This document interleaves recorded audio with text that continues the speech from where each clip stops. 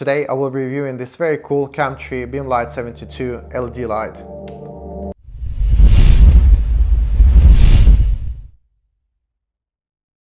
I've been experimenting with LED lighting for quite a while now, and today I want to show you my latest addition, which is a Camtree Lite 72 floodlight. I've got two of these lights, and one of them is actually being used today for this video as a key light, which is coming from this side. If you haven't seen my previous video, have a look at that video to see how this light is set up to create this soft lighting. Before I show you the actual light, I want to go through the packaging quickly and show you what the lights came with. So each of the lights came in its own padded bag, which has a handle and a shoulder strap for the easy transportation, which is always cool. Let me open this up. And on the top we have this padded section with a filter folder. This is basically a folder with 3 different filters. This orange one for color correction from daylight to tungsten. And then we have 2 types of diffusion filters. This one and this frosted glass type of filter. Next up we have the actual LED light inside the main padded compartment. I'll take this out for now and we'll come back to it a bit later. And at the bottom we have the power lead, the universal converter, and the last thing inside the bag is the actual power adapter. And what's really good about this power adapter is that it has a proper XLR lock-in connector, unlike a lot of other LED lights, especially the older 600s. I think we're done with the packaging. Before I move to the actual light, I want to show you the stands that the lights came in. These are really solid, really heavy duty stands. The legs on the bottom spread out really widely, almost eliminating the need for the sandbags. And another really nice thing about the stand is that it extends well beyond 2 meters. The camera that is filming me at the moment is about 3 meters away, and let me see if I can reach the lens by extending this stand.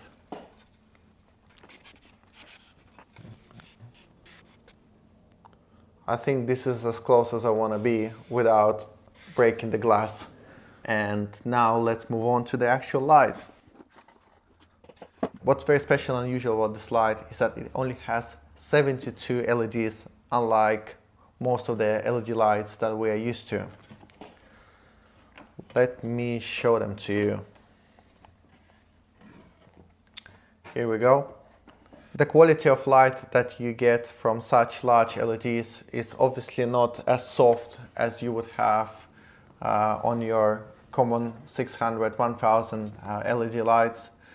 But the good thing about this light is that you can have both the soft light and the harder but much more powerful light from just one light. Basically, having a light like that without any filtration will give you about 1500 watts of power. And this is very useful when you are far away from the subject that you are filming, or you are lighting an event and you need a lot of power to light a stage or something else, a large room. Basically, having this massive amount of power that will reach the subject from further away is very useful. But then when you need a softer lighting, you can still use this light to achieve a very soft light that is even softer than what you would get with your common LED lights. You would just use the filters that came with it, or even better, stick a diffusion panel like I have here, and you get a very soft light, just probably as soft as you would want. And because you're starting with about 1500 watt of power, even after the light is diffused, you are still maintaining a healthy amount of power. This basically means that even after diffusion, you still have more power than your 600 LED light would have without any diffusion. Let me now show you the back of the light, because there's some cool things that I want to mention. There are not many things on the back, but the things that are worth mentioning is obviously this XLR input, which I talked about already. The dimmer, which I'll show you in a minute. And a very, very cool thing is the V-mount battery adapter. This means that you can take one of these V-mount batteries, put it on there, and you have a portable, massive LED light that you can take everywhere, absolutely everywhere. A very powerful light that requires no power and doesn't even require a generator or a portable big battery. You can basically just hold this around, move this around any way you want, and create very strong light with just this V-mount battery. Let me now switch it on and I'll show it to you.